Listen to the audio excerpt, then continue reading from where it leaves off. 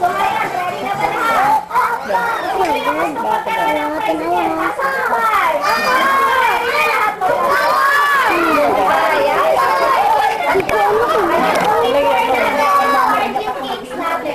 Kakanta muna tayo ng happy birthday for Chelsea. Ayan, birthday. So, gusto ko, while singing happy birthday, clap your hands. Let's start clap your hands.